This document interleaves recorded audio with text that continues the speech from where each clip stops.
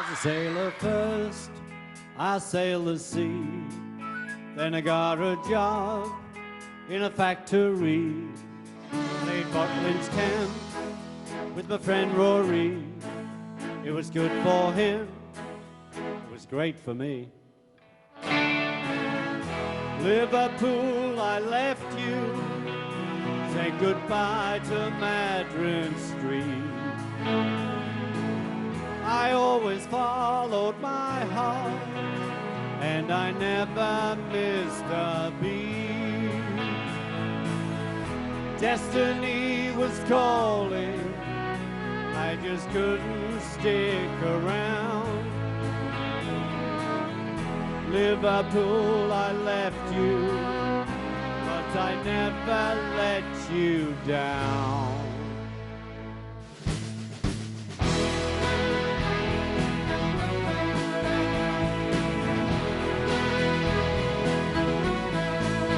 Went to Hamburg, the red lights were on, with George and Paul and my friend John. We rocked all night, we all looked tough. We didn't have much, but we had enough. Liverpool, I left you. Say goodbye to Madron Street. I always followed my heart, and I never missed a beat. Destiny was calling, I just couldn't stick around. Liverpool, I left you, but I never let you down. Hey!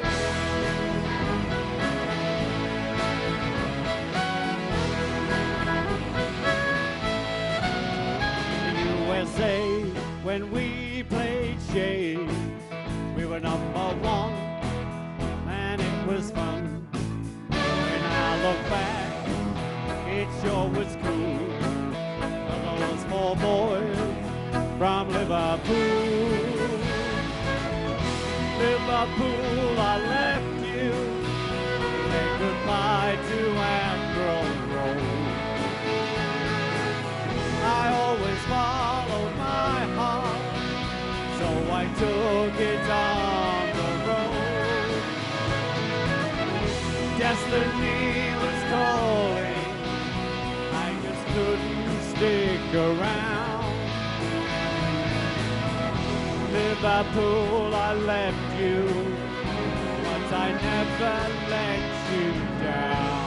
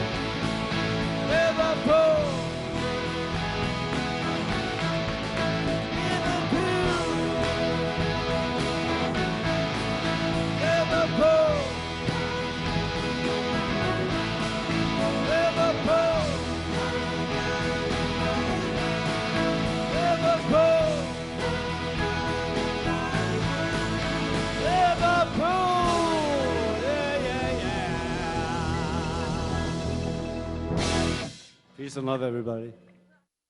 He's been called rock and roll's greatest drummer and was once a member of the biggest, most successful band of all time.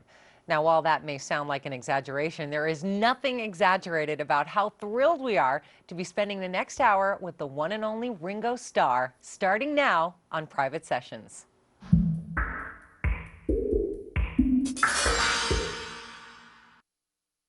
My guest today was a star in his own right before he hooked up with three lads from Liverpool in what soon became the world's most famous band. And since then, Ringo Starr has had a successful solo career, and he's never looked back until now. We just heard you perform Liverpool 8, which is off of your brand new album, Liverpool 8. Did you have anything to do with this song, Dave? Yeah, Ringo and I were fiddling around in his House. house. Not the bathroom. Yeah, between us, we started to come up with the idea of an autobiographical song, and Ringo, of course, just reeled off the lines, because I was saying, hey, you know, what about compressing like 2 years into a line, building all the way up to Shea Stadium, whatever, and he just was bang, bang, bang, bang, bang, bang. Just came out like that easy? Well, it's my life. You know, I was a sailor first, which is the opening line, because I was in the Merchant Navy, and then I worked in a factory, and then I went to Butlins Camp with Rory, and, Yes, you know, as on a the hurricane. Hurricanes. So it's a natural progression, but, you know, from being a sailor first to Shea is like 8 years. So, you know, it's a song, so we have to, like, get it right down.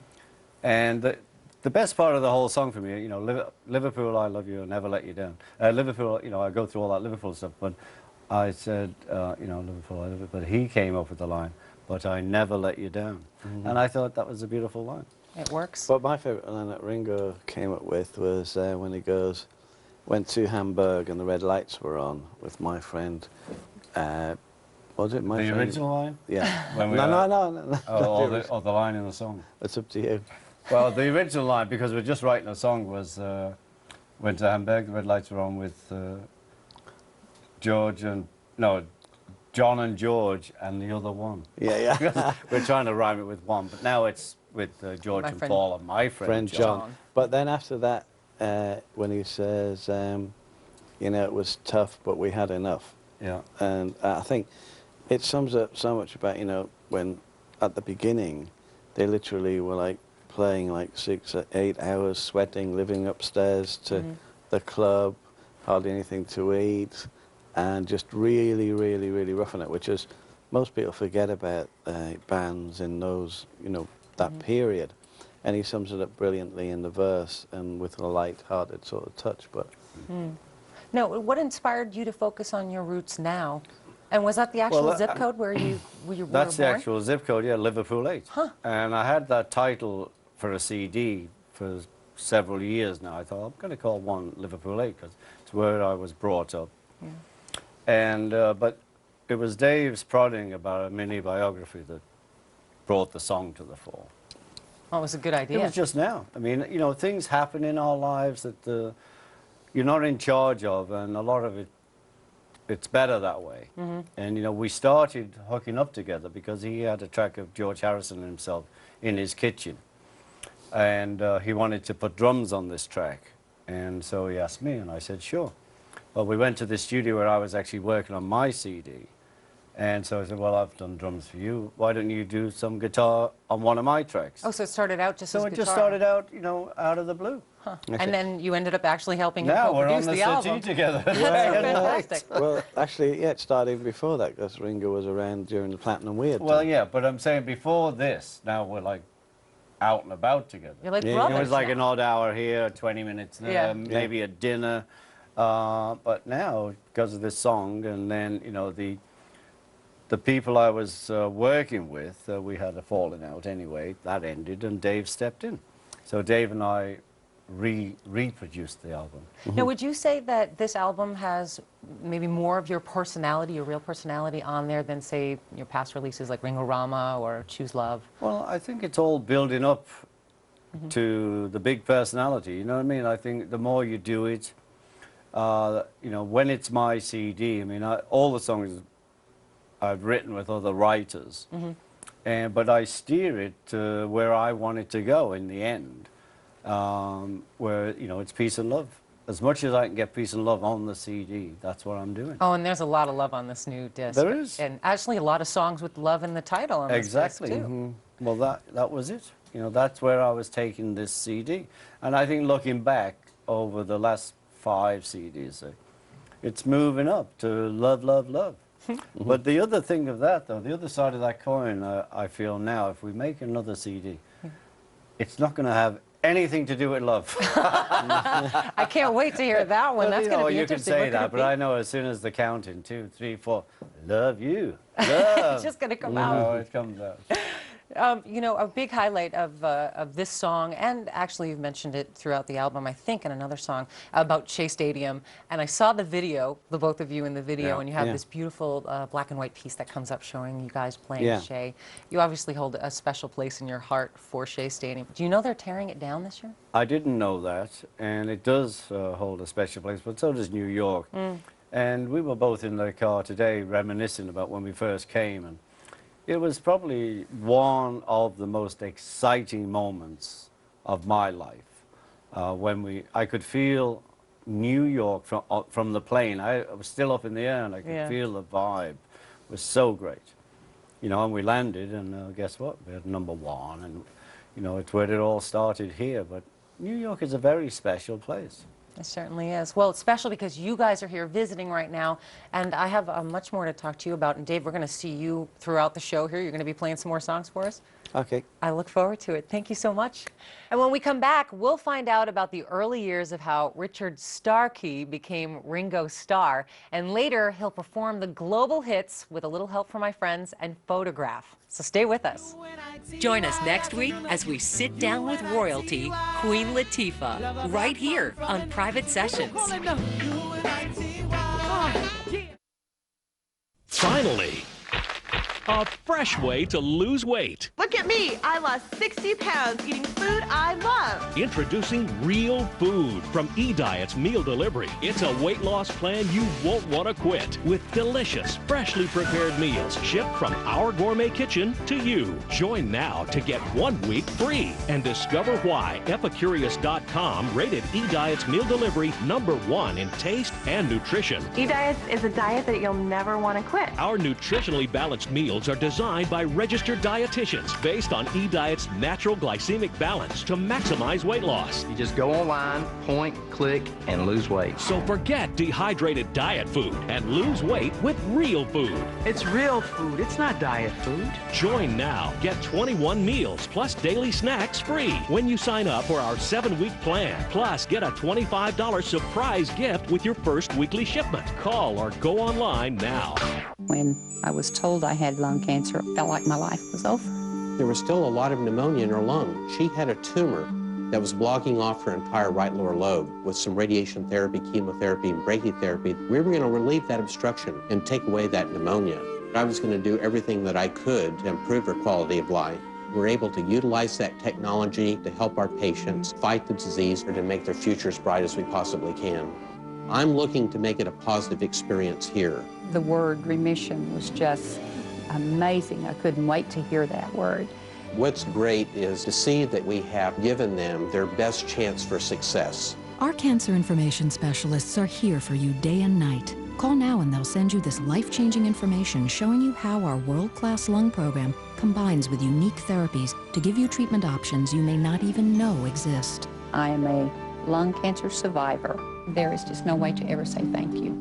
It means too much. I started to feel old, but I wasn't old. You don't have to live with hair loss anymore. The doctors and staff at Medical Hair Restoration have helped thousands get their hair and their confidence back. Call now and we'll send you a free DVD package loaded with before and after photos and complete credentials on your local MHR doctor. From there, schedule a private consultation where you'll receive a magnified scalp analysis, absolutely free. Call now. This is about the look I had my rookie year in Major League Baseball, and it's just phenomenal. If it's your desire to become a chef, you can do it. If it's your dream to own your own restaurant, you can make it happen. Call an affiliate of Le Cordon Bleu Schools North America to discover how. Le Cordon Bleu affiliated schools have many successful graduates working right now as culinary professionals. You can be next, and you don't even have to know how to cook to get started. Bring your passion to learn. Call now for a complimentary CD-ROM. Call 800-980-1791. That's 800-980-1791. Call now. Your first day back at work. Gosh, I feel like a mommy. Welcome home, P. There's the skip. Oh! You were shot by a member of your family. I get it, okay? Are you familiar with the term post-traumatic stress? Tony, Daddy, AJ, get him a chair. Vito? What the? Please, it's a freaking joke. Say hi to your wife. Tonight at 10, The Sopranos on A&E. Hour with Ringo Starr. Now, Ringo, I know when you were growing up as a kid, you spent quite a bit of time in the hospital. Is that the place where you first played the drums? It was. Well, the first year I was in hospital was when I was 6 through 7. Yeah, you were very sick. I was sick. And the second time, I had my 7th birthday in hospital. I was about 12 months. I had my 14th birthday. And while I was 13, going through 14, I had tuberculosis. And so to keep us entertained, not only did I learn to knit, they used to bring little drums, maracas, triangles, and, you know, the teacher would put these big sheets on, and if she pointed to red, you'd hit the drum, yellow, you'd shake the maraca, whatever. So. And that was when you. And that was the first time, and I just wouldn't be in the band unless I had a drum, and I only wanted to be a drummer from that moment. Wow. And was there anyone that you ever saw drumming that made you want to play them, or was it just immediately you were drawn to it? No, it's just the emotion of the drums. Wow. And I've never been a big collector of drummers. I've collected a lot of records because I feel it's integral to the record. Not, oh, yeah. It's not, you know, featured like a lot of the bands, which I don't enjoy. So it was my dream, and here it is. It's still going on.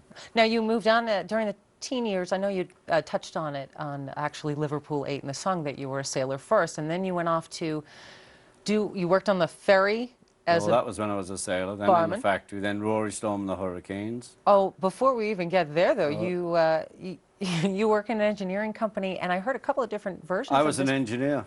You were? I was an apprentice engineer. And is that where you started your first band? It was. We used to play for the men in the basement at lunchtime. And that is basically... Because one of the engineers there, who was also a neighbour of mine in Liverpool, played great guitar.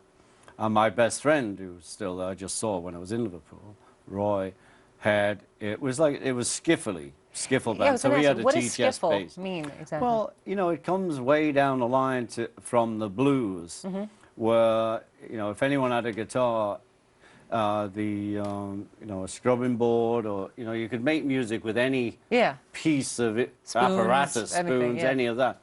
So the THS bass was a THS, and they put a pole on it with a string, so boom, boom, boom, boom. So you could actually work the bass.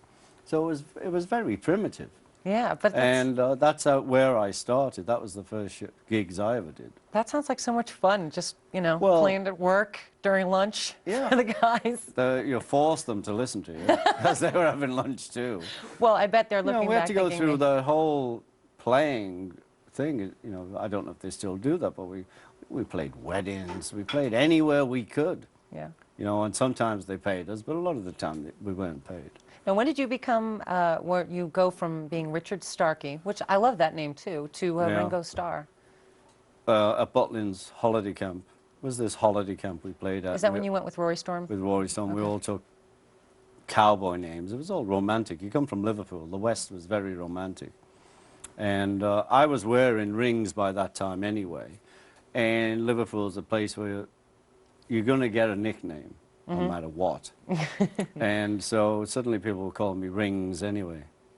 And so it was a natural thing. But Ringo Starkey, I didn't felt made it. So we cut off the key and put another R, so it was Ringo Starr. And it's stuck since then? And I'm still Ringo Starr. Yes, you are. And as a matter of fact, you were Ringo Starr. You were really quite popular and I'd say huge star in Liverpool, and long before the Beatles came calling. Well, with Rory and the Hurricanes, we were the biggest band at 1 minute there. Yeah. And you were the first rock band to play the Cavern Club. Yeah, we got thrown off the first time we played because Why? Johnny Guitar, the lead guitar, was an incredible player. We took a radio with us that had a speaker this size, and he plugged in, and they sort of said, they threw us off anyway. Because we were traitors to the folky, traditional jazz cause of the Cavern. Yeah, you were taking it off its track. They didn't know what to do. Well, they did. They threw us off. They knew exactly what to do. No, was there ever a time when you had to make a choice? Because I know you had a couple of other options with the bands. Yeah. There were several other bands, and And, you know, while that was happening, I was sitting in with with John, George, and Paul anyway. And then I got a call to say, would you join the band? And that was it. Interesting. So now, all right, a lot of people out there refer to Ringo Starr as the most cuddly Beatle. But they would be very surprised to know that you were actually a gang. You were in a gang when you were growing up, a teddy boy? Is that I what came they from call it? an area that was tough. gang-based. Yeah. And you had to be in a gang to survive. And Didn't you guys carry like razor blades in your jackets? well, or... several of my friends would have razor blades sewn into the back of the jacket, so if they were grabbed, then it would be damaging to the other person. Wow, that's pretty incredible. Now, were you the only Beatle that was ever in a gang, or were any of the other guys, do you think? I don't think there were. No? There were It's so wimps. shocking. 'Cause you... Well, I have so much more to talk to you about. Coming up, more with Ringo Starr, including a Beatles classic with a little help from my friends, live in our studio when Private Sessions returns right after this. I'm gonna try with a little help from my friends. Oh, I get by with a little help from my friends, a little help from my friends.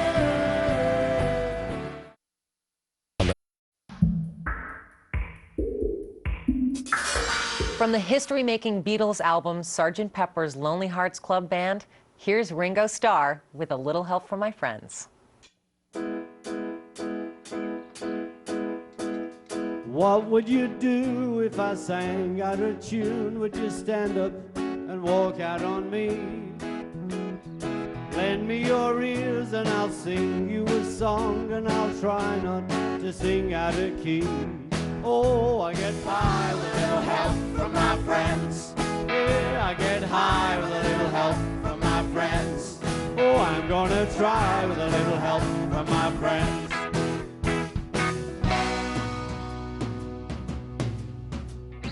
What do I do when my love is away? Does it worry you to be alone? How do I feel at the end of the day? Are you sad because you're on your own? No, I get by with a little help from my friends. Oh, I get high with a little help from my friends. Oh, I'm gonna try with a little help from my friends.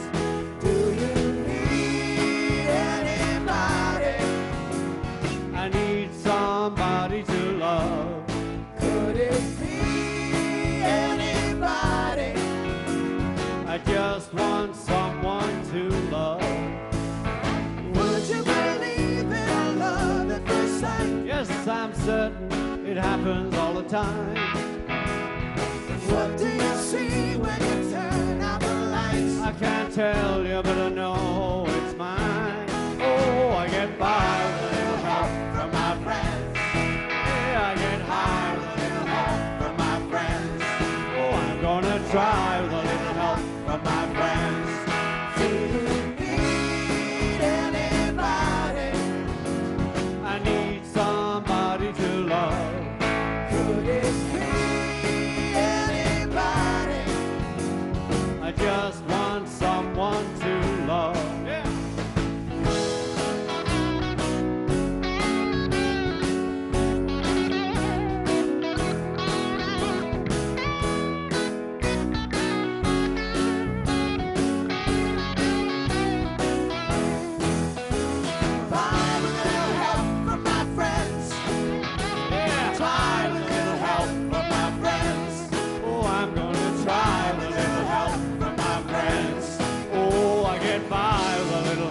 From my friends, a little help from my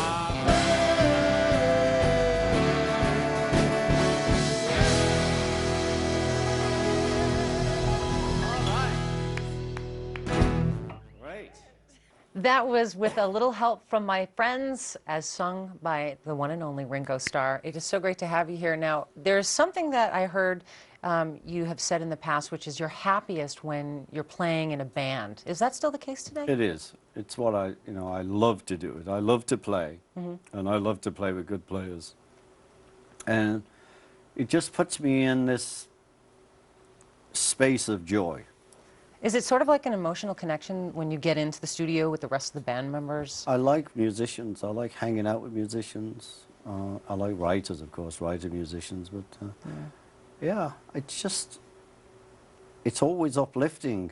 You know, it's such a great place to be. And, you know, for me, it's the dream still unfolding from 13 we talked about before, to play with good players. And, you know, I've never been able to practice on my own. You know, like a drummer, really? So I even cannot practicing. just sit there and play the drums. I've never been, but if there's a piano player, a guitarist, doesn't matter what, trumpet player, that's when I play. So it really helps you to be more on your game, and It does. Anyway, that's Playing with another human being, that also, besides us playing, you know, to have, you know, other human beings that close. And now, from the madness of recording where the drummer would be behind like bulletproof glass out the picture. That's right. In my studio, it's a 12-foot room where you're on bass this close to me. Wow. Or guitar, and the guitar is there. We can see each other. Gotta use your We can deodorant. feel each other, you know what I mean? So, yeah, that's, you know, I'm more and more back to that, to us being together and doing it together. I mean, we were laughing about your set, because it is the smallest venue in a long time, but, you know, when we started, we were all on stages this close, tight, yeah. that size or even smaller, and we were together. That's the illusion of the set. It's very Yeah. big, Oh, isn't it's it? huge. Yeah, Huge, yeah. cavernous. I can hear your echoing down the hall. You know, and people get used to all this equipment. Yeah. Well, I was on tour with the All-Stars, and we got to Denver, and the monitors went out. And 5 people in this band said, we can't go on. I said, what are you, crazy? And, you know, we did have a synth player, so we had to put him in an amp. And we played, and it was great. It was fine. And everyone said, oh, man, that was good. You start getting too used to, you know, the technology, which you don't have here. But you're lucky. Yeah. Direct to stereo. Woo! That's right. Yeah. Are you surprised how much America embraced you? And I'm not just talking as a Beatle, but also as a solo artist. We're talking Well, like they 13... love drummers, Americans. You know, you can't Of help course. it. My brother's a drummer. Yeah. Well, Everyone there I you know go. is a There's drummer. 2 of us. Apparently. When I got to America, it was just incredibly great for me. They loved Ringo, the person. They loved the name. They loved him playing drums. It was like a love fest. It was great. It really was. And it continues to be. It does. You see how many people It showed up does. when they hear you're here today? And you know that it's, you know, no one even has to be here today. I don't know that. They don't. All right, well, we have to take a quick break, but before we do, we have a little blast from your past. You had a couple of quick questions that they wanted to ask you, so if you It's take not a a look. child I don't know about, is it? Let's take a look. Hi, Ringo. Where This am is I looking? Yoko. Oh, Yoko. What is the secret in being the old-time, most loved and popular Beatle? And by the way, what do you do to keep yourself so trim? How do you keep yourself so svelte? Well, I watch what I eat, and I do work out. It's the only way. If you don't put it in your mouth, you stand a good chance, and if you move about, you'll keep it off. Keep moving. So that's it. I mean, I'm not a fanatic, but you know, I do like to keep moving. And what's your secret about being the most loved Beatle? I think it's a gift from God. It's a He gift. said, you will be loved. And I give am. love. Yeah. All right. Well, when we come back, Ringo treats us to one of his first solo hits right here on A&E's Private Sessions. You don't want to miss it. I want you here to happen, hold as the years go by, and we grow old and gray.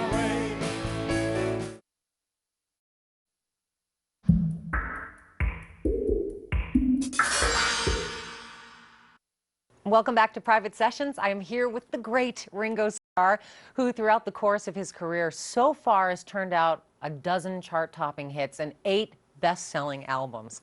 Ringo, early on, you had dreams of, you know, playing. I'm not of those dreams. The dreams were, you know, to get a set of drums, to play with other musicians, and to be successful. And it seems like you've pretty much achieved those. Professionally or otherwise, are there any other dreams that you still have yet to fulfill? Well, I have one incredible dream. You know, I'm still doing this, Peace and Love. Yeah. And I have this dream that one moment, one day, 1 year, everyone on the planet will go, peace and love. I hope so. Yeah. So, you know, that's another dream. Why not? That is. No, I know that you had done some acting early on, and I know that you really loved acting, and I heard something last year, maybe it was, about Scorsese wanting to put you in a film. Would you think about doing it? Well, I would, of course I would, but I haven't heard that. No? No. But he is, I believe, putting the George Harrison documentary together. Right. But no, Marty. So now the song Photograph, of course, the #1 hit of yours, you worked on with George. I did. Do you have a fond memory of that time? Well, I do, and especially that. I mean, George was my friend. I love George, and I know he loved me. But with that song, you know, I'm great at writing a couple of verses and a chorus. Right. And I can never end a song. And the proof of that is I do have one song with like 87 verses, because I just didn't know how to end it. It just kept going. And so I would take, you know, from Back Off Boogaloo to Photograph to George. And, you know, I only played 3 chords on piano or guitar. And so besides, he would put in a lot of great chords, and I would be like the genius, but he would also like round up the song so we could end it. So that's what we did. So, yeah, he was a good friend. You know, and you know, he produced the first tracks on me, you know, after the breakup. So we sort of hung out a lot more. Do you still only play 3 chords? I do. All right. But it's a dream to play more. Well, we will be back in a moment. But first, one of Ringo's biggest solo hits, which became a #1 hit single. Here is Photograph.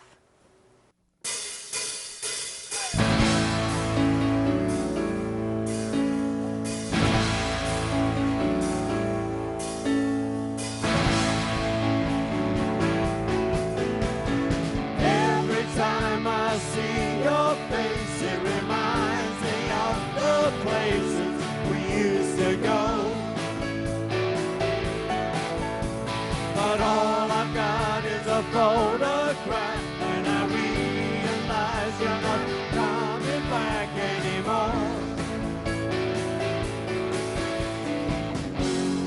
I thought I'd make it the day you went away,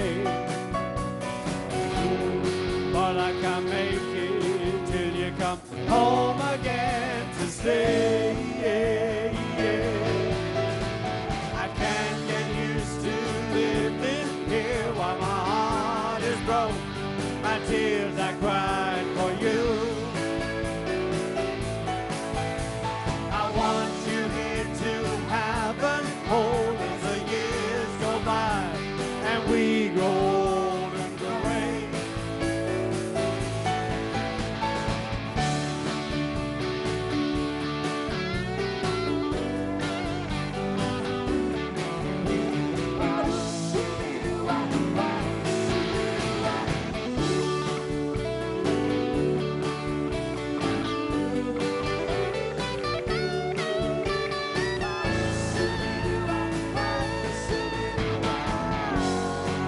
You're expecting me to live without you, but that's not something that I'm looking forward to. I can't get used to living here while my heart is broke. My tears I cried for you. I want you here to have and hold as the years go by and we go old and gray.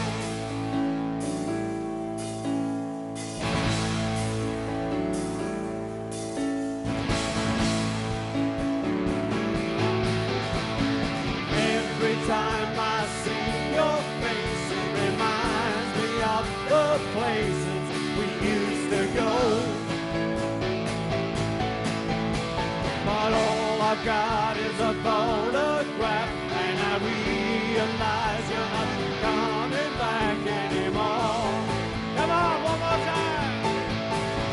Every time I see your face, it reminds me of the places we used to go. But all I've got is is a photograph, and I realize you're not coming back anymore.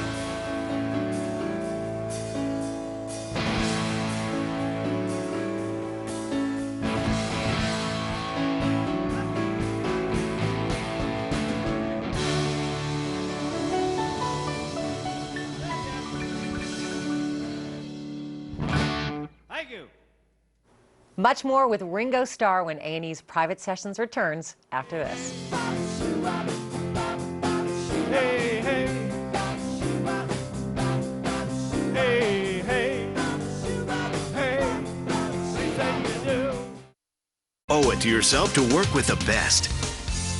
Call 800-218-7127. Welcome back to Private Sessions. My guest is Ringo Starr. And Ringo, I've been having such a great time with you. And before I let you go, something that you touched upon before we took a break was you said, you know, when the band broke up, when the Beatles actually broke up. Did you think at that point that that was pretty much the end of your career? I mean, did you know, because you put out a couple of albums within that year when you broke up. I did, but no, when it broke up, I mean, me personally, I sat in the garden saying, oh, what'll I do now?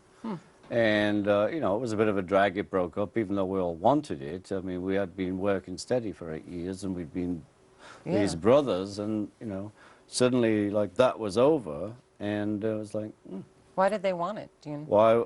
No, because we all wanted it, Oh, because we'd all grown up a little more, and we weren't prepared to put in the time and energy for each other. But, you know, if you look even through the breakup, as soon as the counting came in, we all gave our best, and that always worked. The music was always important. But anyway, I sat there and well, you know, I called George Martin because the family I come from, you know, if they had a party, everybody had to sing.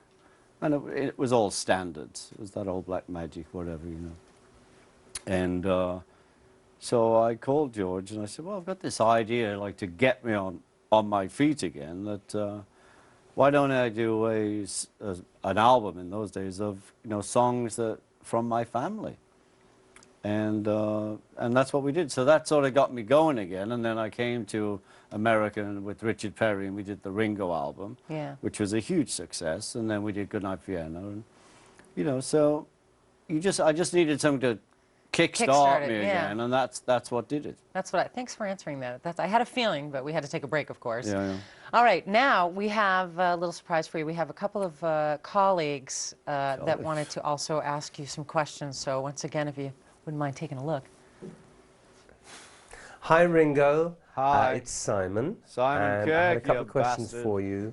One, what was the make of your first drum kit?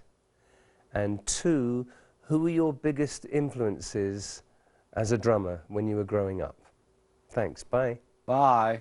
Bye, Simon. Simon. Yeah, the first kit was a really cheap kit, and right now I can't. You can't think of it right now? But the ones we talked about that my that's stepdad brought up were Leedy and Ludwig, and, you know, they were really old drums. And what was his other question? Oh, my two drummers I admire? Yes, yes. Well, you're not one of them. Oh, no, he'll be crushed. I'm only kidding. You know, it's Jim Keltner, and, you know, the only drum record I ever bought as a kid was Cozy Cole, Topsy Part 1 and 2. All right, we got another drummer with another question for you. Okay. Well, the assignment is to ask Ringo Starr one question. It's nearly impossible, but I'll give it my best shot.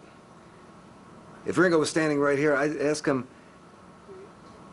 when and how did the idea come about to put towels over the drums? We've all seen the famous scenes in Let It Be, the movie, where you're playing with towels on the drums. But when and how did you move from a very, very crashing drum sound in the snare drum and the tom-toms to a more thumpy sound? That's the question I would ask. Well, he just did, Mr. Yeah, well, Max I've got to Weinberg. say, Max, I love your technical terms. I started deadening the drums because I liked it deeper. So I started with cigarette packs of cigarettes on the snare drum, and I took the front skin off the bass drum and put a lot of cushions in there. And then as it went on, we were working at EMI, Abbey Road, and I would go down to the kitchens there and grab tea towels and drape them on the drums. It just gave them, it took away a lot of the highs, but it gave them a lot of depth. So that's why I did it.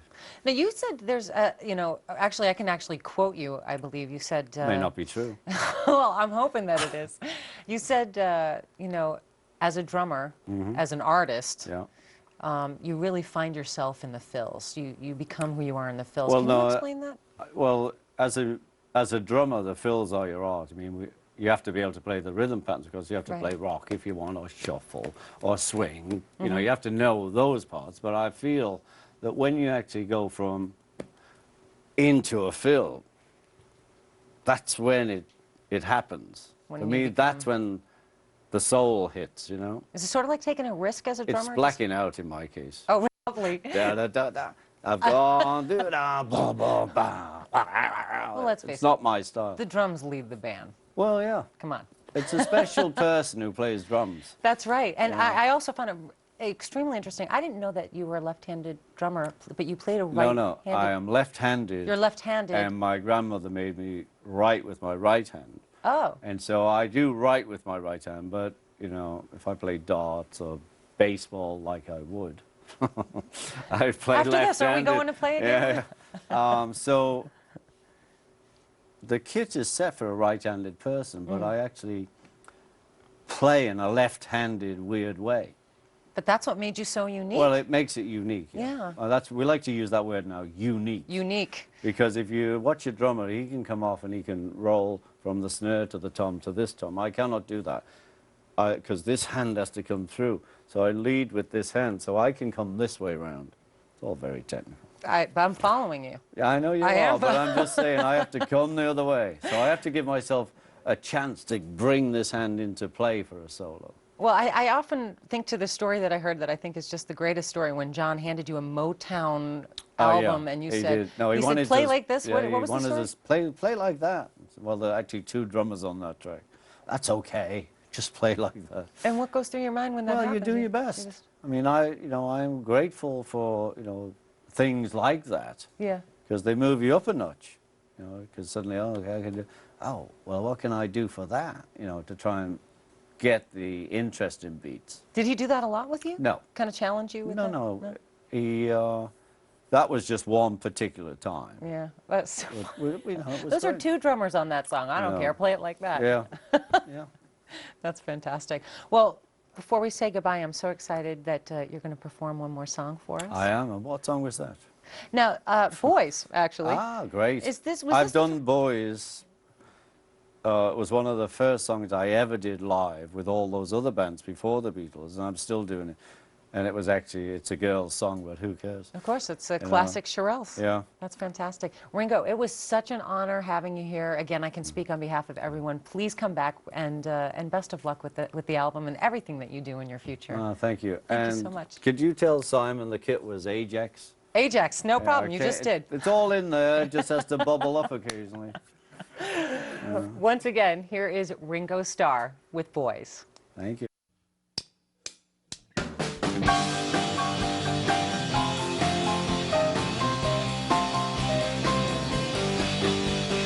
I've been told when a boy gets a girl, take a trip around the world. Hey, hey. Hey, hey. Hey, hey. Hey, please say you do. My girl said when I kissed her lip, she got a thrill through her fingertip. Hey, hey. Hey, hey. Hey, please say you do. Well, I talk about boys. Don't you know I mean boys? Well, I talk about boys now. Ah, boys. I talk about boys now. What a bundle of joy. Come on, Dave.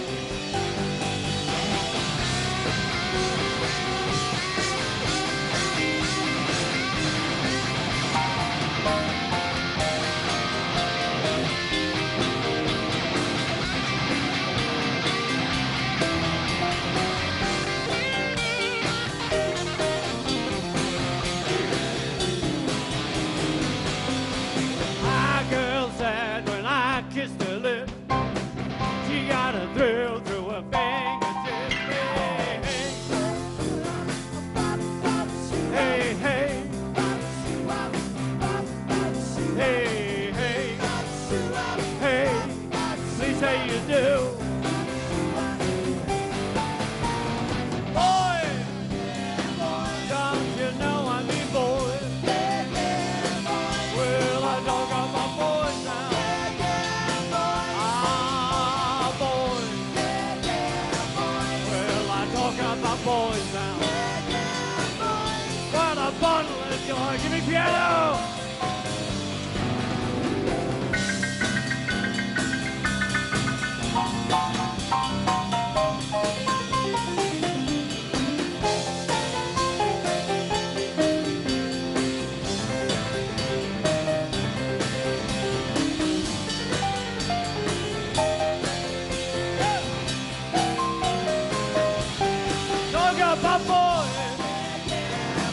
Don't you know I mean boy?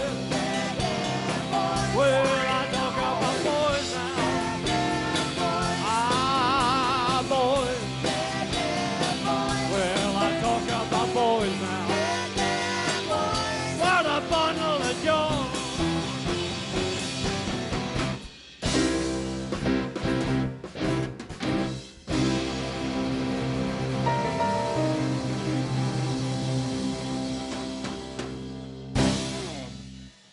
For more on Ringo Starr, go to the Private Sessions page on our website, aetv.com. We're also very eager to hear what you have to say about our show. So you can join our discussion board, or you can email us directly at privatesessions@aetn.com. She is a queen of hip-hop, an Academy Award nominee, Grammy winner, producer, philanthropist, and a true Renaissance woman.